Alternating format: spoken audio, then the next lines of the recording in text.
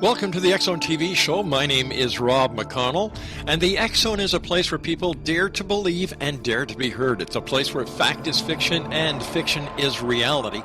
And on tonight's show, I have the grandfather of ufology himself, the man who inspires so many people within the UFO community, the man who gives hope to those who believe that one day soon, the truth will be out there. This gentleman is so familiar to the UFO community that Agents Scully and Mulder have posters of him in their bedrooms. Joining me now from Fredericton, New Brunswick, is the grandfather of ufology, the one and only Stanton T. Friedman. Stanton, great having you back with us today. Glad to be on again. So, Stanton, before we went on air, you recited a nursery rhyme. And I was wondering if you could recite that very rhyme for all our listeners and watchers. Yes, Mary had a little lamb. Its fleece was white as snow. And everywhere that Mary went, she saw a UFO. Fascinating and fantastic, Stan. Stan, what's new in the world of ufology? Well, not a lot, I guess you could say. Sightings go on, denials go on, the debunkers keep at it. I have things coming up this year that I haven't done before and some that I have. Last year I missed Roswell and I missed MUFON because I had a heart attack at the wrong time. And so my plans are to go to Roswell in early July and MUFON in California in September. Everything's on my website. It lists the places and so forth. And I'll be not too far from you, as a matter of fact, Toronto and Hamilton, too, later on. So I'm keeping busy. It's an interesting time in the sense that the debunkers keep at it, but there seems to be growing acceptance of the notion that we're not alone, that aliens are visiting, and so forth. And, you know, it's a battle I've been fighting since I gave my first lecture in 1967. We have the nasty, noisy negativists, as I call it, making their ridiculous claims about there being no evidence, that governments can't keep secrets, that interstellar travel is impossible. There's a lot of these claims. And I can rightfully say you can see many examples in the book that Kathleen Marden and I did, Science Was Wrong. Smart people have been saying stupid things for a lot of years, frankly, and some of them relevant to UFOs. And I was just reviewing, I was writing a piece about the Condon study. Dr. Edward U. Condon, who did a study, he got $313,000 and another $100,000. So unlike us poor ufologists, he had money to work with. And I was just looking at some of his comments about interstellar travel. In the foreseeable future, it's impossible, is basically what he said. And he quoted a Nobel Prize-winning physicist, Edward Purcell. What he didn't say is that the assumptions made by Purcell were ludicrous. Accelerate halfway out to a star at 1G and then decelerate at 1G. What's wrong with that? It would be like saying that a 747 goes full tilt until it gets halfway to its destination and then slows down at the same rate at which it accelerates. The problem with that is you use an enormous amount of fuel to do that. You get to cruise velocity and you stay at low energy requirement cruise velocity. You don't keep accelerating. And, you know, the literature is loaded with false claims like that, but coming from a Nobel Prize-winning physicist. Now, there may be a kicker here. He was on President Eisenhower's Science Advisory Board. He had done classified work during World War II, and then during the Eisenhower administration. And he might very well have known a great deal about UFOs and had to write a simple-minded paper to say it's all nonsense. That doesn't make me a conspiracy theorist. There are people who have had high-level security clearances that we didn't know about even. In his case, we know about it. But, for example, Dr. Don Menzel of Harvard, astronomer, total debunker, everybody thought. And then it turns out He had a top secret Umbra clearance with the National Security Ah, Agency. Did classified work for a couple of dozen agencies. Nobody knew anything about this. As a matter of fact, he was a world-class cryptographer. Taught cryptography at the beginning of World War II. They were trying to find women to work in code breaking, and women because the men would go off to war and sure. stuff like that, and also because they found out that women were better at it, to tell you the truth. But nobody knew that about Menzel until I discovered correspondence between him and Jack Kennedy in Menzel's papers, in which he said that he had a longer continuous association with the National Security Agency. Ah, the plot thickens, and we'll continue the plot thickening and trying to get at the truth with our very special guest this hour, the one and only Stanton T. Friedman. His website is www.stantonfriedman.com. My name is Rob McConnell. This is the X Zone, www.xzonetv.com. We'll be back after this break. Don't go away.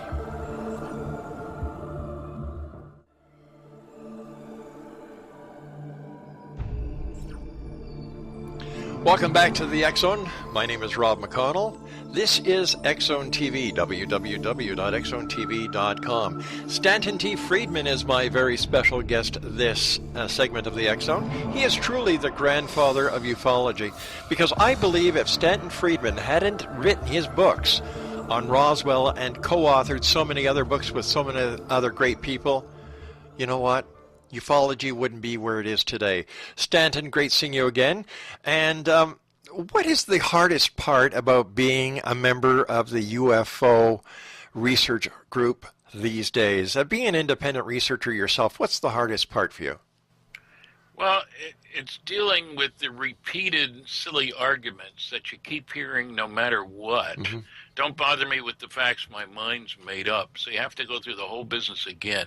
There are three areas where people insist that good basis for not believing that any UFOs are alien spacecraft. One is there is no evidence. And you look at their books, the SETI community in particular, you don't find any references to the large-scale scientific studies. Mm-hmm. You know, you're supposed to look at facts if you're going to express an opinion. Have facts in hand before putting mouth in gear should be a general rule, especially for scientists. Should be. The second area is that you can't get here from there, what we were just talking about. You could say the obvious time it takes to go around the planet is 3 years. I mean, Magellan, that's what his ship managed to do. Mm-hmm. Well, the space station does it in under 100 minutes. You know, there's a big difference between 3 years and 100 minutes.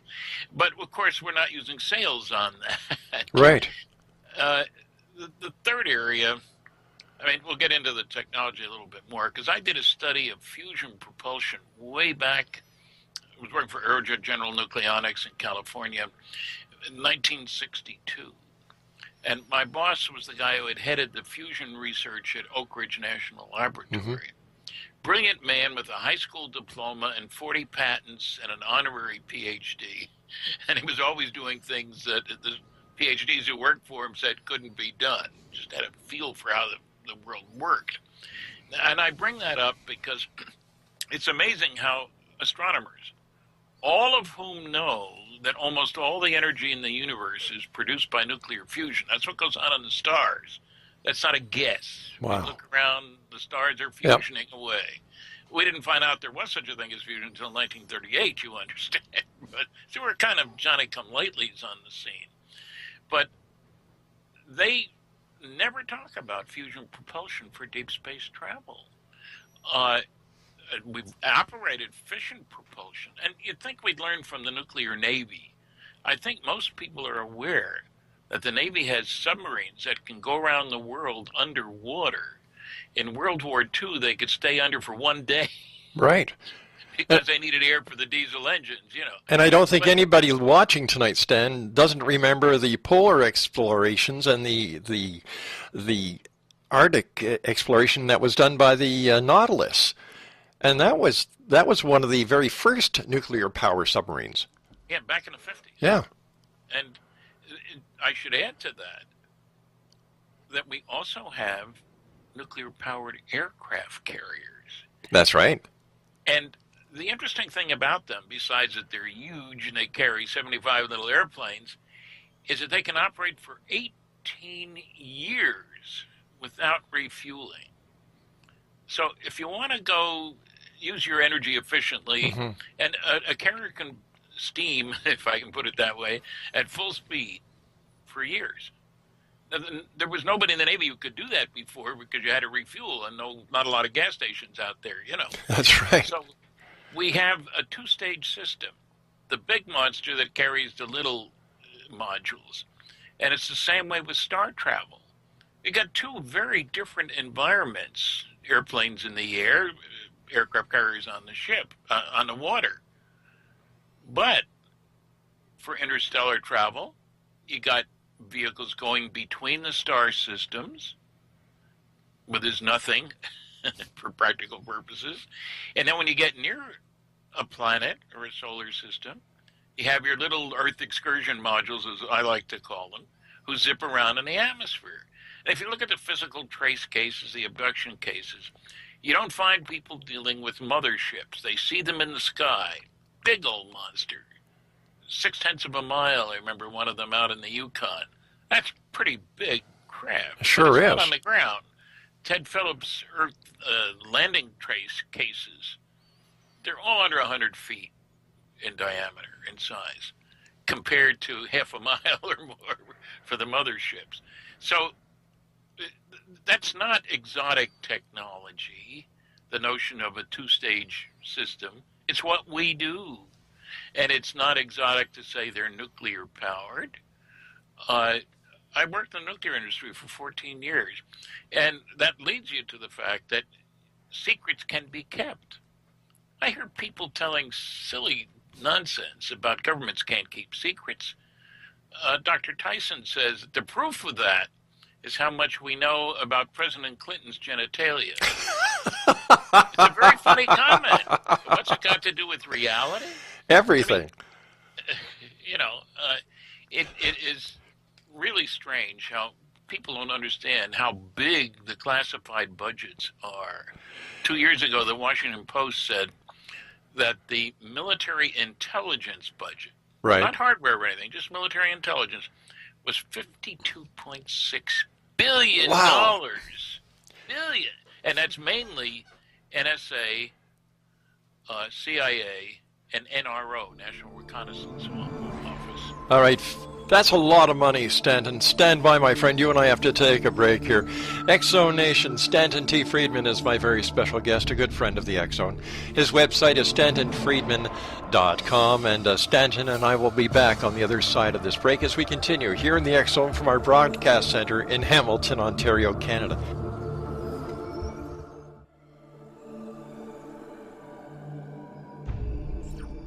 Welcome back, everyone. Stanton T. Friedman is my very special guest this hour here in the X-Zone, www.stantonfriedman.com.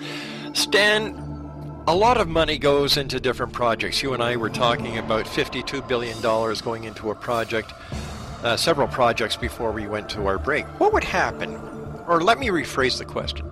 Do you think NASA needs to be spending all the money that they're spending on trying to get to Mars, manned missions to Mars? Wouldn't it seem more logical to put the money that they're putting into this mission into real UFO research with people like yourself who have been doing it for years upon years, who know the ins and out of the community, who know what to look for? What's your take on that? It would make sense, except that it leaves out the security aspect. Governments obviously consider the reality of flying saucers to be a very classified topic. And that's why I keep bringing up the fact that people don't realize how big the classified budgets are, how many billions of dollars have been spent on a wide variety of programs. And it's because of the national security aspects, I would expect it to be done not by NASA, which does do classified work. I worked on fission nuclear rockets. We tested them. Kind of neat. They worked, and they canceled the program. Of course, it worked. Yeah, can't have that. But I think NASA is looking for an excuse to stay in business. And the public was very excited about the Apollo program. It was our program. I say that half of me is American, so, and the country took pride in it, and it went on even though 3 guys died on the pad. Gutsy, let's do it. National pride and all that sort of stuff. NASA hasn't really had a mission since then. All of us who worked on the space program back in the 60s are very disappointed that we haven't set up a base on the moon, that we haven't gone to Mars, when we would be able to do it if we wanted to. So it's a question of purpose and redirecting the money. But the NASA budget is small potatoes compared to the military budgets, the NRO, the CIA, the NSA, all these guys. And people don't realize we have had a number of programs that were multi-billion-dollar costs that were kept secret for decades after they were finished. We broke the German codes, the English did, during World War II. You'd think they'd say, it was extremely important to winning the war. But there was nothing in public discussed about that for 25 years after the war. Can governments keep secrets? Of course. Eisenhower set up Operation Solarium, 3 different teams to look at how should we contain the Soviets. This is in 1953, mind you.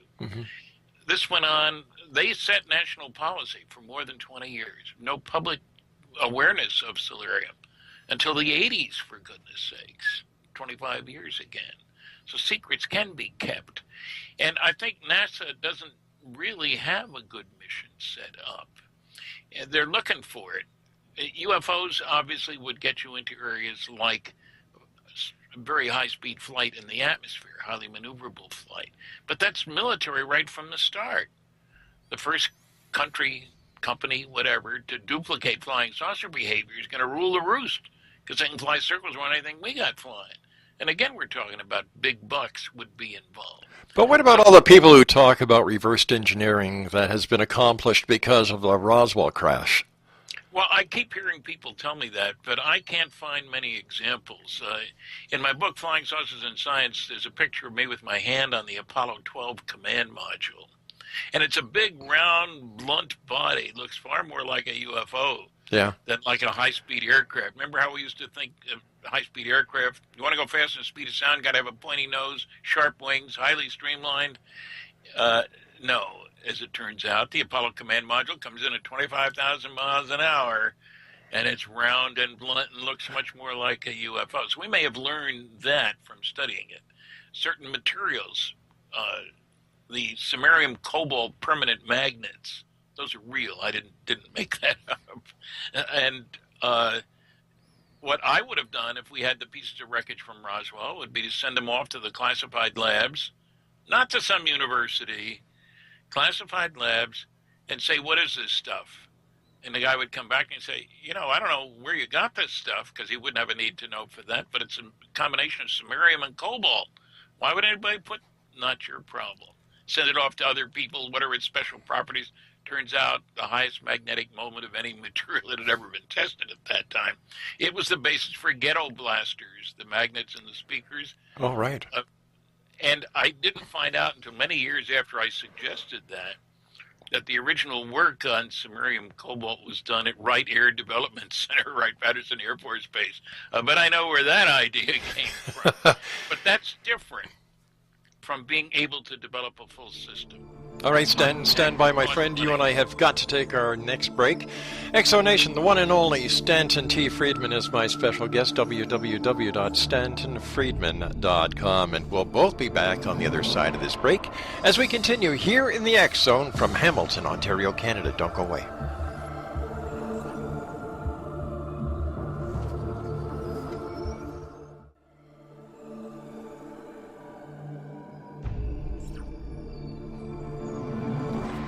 And welcome back to the X Zone. I am Rob McConnell. My special guest this segment of the X Zone, all the way from Fredericton, New Brunswick, and parts unknown, the one and only Stanton T. Friedman. His website is www.stantonfriedman.com. You can buy his books, his DVDs, and learn a whole lot about not only Stanton, but the great work that he's done over the years in the field of ufology. Stanton, in your opinion, what is the hardest challenge that modern-day ufologists are facing? The biggest challenge is getting young people into the field, frankly. I think we need more people. There are a lot of us old guys still hanging around. Mm-hmm. But we need a new generation which has grown up with the idea that space travel is feasible, that, we're not alone, the Kepler satellite and all this kind of stuff. We need to make more of an effort. Also, another group that needs some pushing is the press. My paper last year at the MUFON conference, I didn't give it, but it's included in the proceedings, had to do with press coverage of the subject, giving a lot of examples of bad coverage and the need to change. This year, my paper, incidentally, is how to make ufology more respectable. And that's a challenge, partly because many people are frightened to take a stand. They think nobody else believes in flying saucers, so they don't want to stick their neck out. Mm-hmm. And I'm trying to change that. I know there are professors who think they'll lose tenure if they mention UFOs. But look, 700 lectures I've given in 50 states, 10 provinces, and 18 other countries. I've had 11 hecklers, and 2 of them were drunk. And as you know, I come on very, very strong.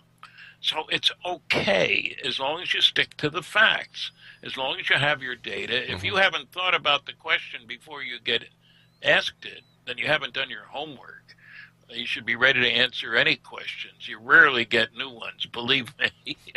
I can say that after answering 60,000 questions now, I think, over the years. So trying to be respectable means convincing the press to do a good job, convincing other scientists that it's okay to stand up and be counted, and taking them on head first, if you will, but facts in hand. You mentioned Seth Shostak before. He and I have debated. I got 57% of the vote. He got 33%, and 10% said, I don't know who won. The SETI community is getting by with mythology, frankly. They're assuming that there are beings out there who are using technology appropriate to us and for some crazy reason are sending us radio or laser signals. I can't figure out what that reason would be. Yeah. I don't make random phone calls out into the ether, so to speak, see if there's anybody there. They know we're here. Mm-hmm. Once you look at the evidence, it's obvious aliens are coming here. So they certainly don't need to send us signals to let us know, hey, look, we're out here, guys. What for? I don't talk to the squirrels, not very often anyway. Not too many of them around these days with all the snow here. But their assumptions are silly. That's why I call it silly effort to investigate, SETI, rather than search for extraterrestrial intelligence. But they need to wake up. They need to look at the evidence, both for the government cover-up mm-hmm. and the interstellar travel, and the vast amount of evidence that they refuse to look at. It's amazing. I read their books. They don't read mine. Seth did admit once on the radio show that he had a copy of my book, Flying Saucers and Science, on his nightstand. He didn't say he'd read it now. Well, I guess that was to impress all the ladies. Because the ladies would figure, well, Stanton T. Friedman, this must be a cool guy. Stan, before we say so long for today, what is your message for our viewers and our listeners that you, Stanton T. Friedman, would like to make to the world? I want people to recognize, A, that we're not alone, B, that we're behaving like a primitive society whose major activity is tribal warfare, mm-hmm. spending $1 trillion this year on things military when thousands of kids die every single day of preventable disease and starvation. In other words, anybody looking at us from afar would say, there are a bunch of idiots here. Why would they come here? To keep us from going out there.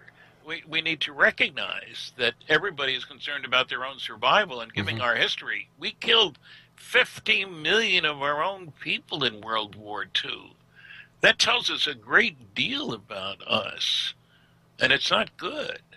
So I think we need to wake up and realize in the larger picture, there are others out there who can pass judgment on us, and we don't come out looking very good. Words of wisdom from Stanton T. Friedman. Stan, thanks so much for joining us today here in the X Zone. Always great talking to you, my friend. Stay well. We need you, Stan. I'm going to try. That's my friend. Thanks. X Zone Nation, Stanton T. Friedman has been my guest this episode of the X Zone. He joined us via Skype from Fredericton, New Brunswick. His website, www.stantonfriedman.com. Well, that's it for tonight, and, we'll keep on investigating the world of the paranormal and the science of parapsychology here in the X Zone. Online, you can find us at xzonetv.com, and you can listen to the X Zone radio show 724-365 at xzoneradiotv.com. So until next we meet, my friends, always remember to keep your eyes to the sky and your heart in the light. Good night, everyone.